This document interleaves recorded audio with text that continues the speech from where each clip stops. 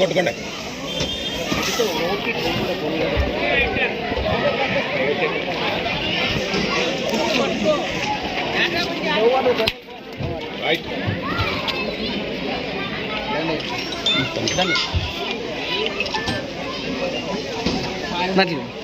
Hotel దింపు దింపు ఏందని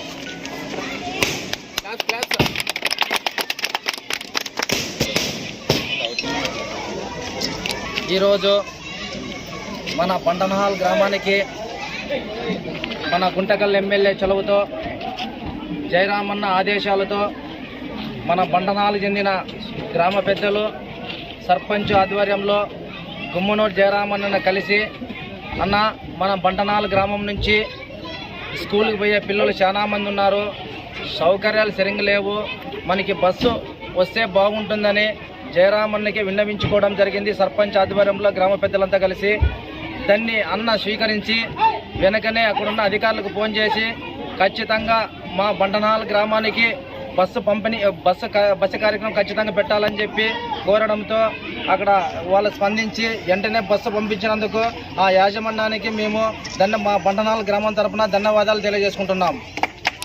అంతేకాదు మనకి బంటనహాల్ గ్రామానికి గుంటకల్లికి అనుబంధ సంబంధాలు దగ్గరుండవు కాబట్టి మనకి ఏ సౌకర్యం కావాలన్నా ఇట్లా తిరిగిపోవాలంటే మనకి 15 నుంచి 20 కిలోమీటర్లు అవుతుంది. కాబట్టి మనకి అన్న గుమ్మనూరు జయరామన్న గుంటకల్ ఎమ్మెల్యే కాబట్టి ఒక పని మనకి ఎన్నో ఏళ్ళుగా నిలిచిపోయింది. ఆ పని ఏమంటే అక్కడ ఎమ్మెల్యే వేరే ఎమ్మెల్యే కాబట్టి అన్న ఇక్కడ మంత్రిగా ఉన్నా కూడా మనం ఆ పని చేసుకోలేకపోయినాము.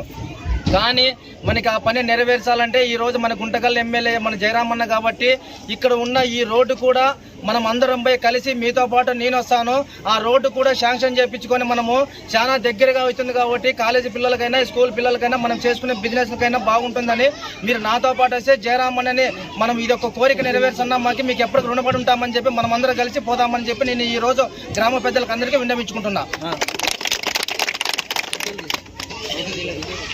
మన గ్రామంలో ఉన్న ఈ బస్సు సౌకర్యం పెట్టినారు కాబట్టి మనము కూడా ఈ సౌకర్యాన్ని ప్రతి ఒక్కరూ సద్వినియోగం చేసుకుంటే ఈ బస్సు ఇట్లాగే వస్తుంటుంది.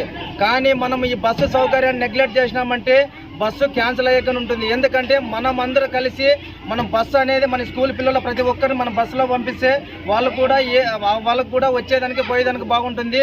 మనము ఎంటీ బస్సు పోయే విధంగా మాత్రం చూడొద్దండి, ప్రతి ఒక్కరు బస్సుని స్వీకరించే విధంగా మీరు అందరూ తయారు కావాలని చెప్పి నా కోరిక.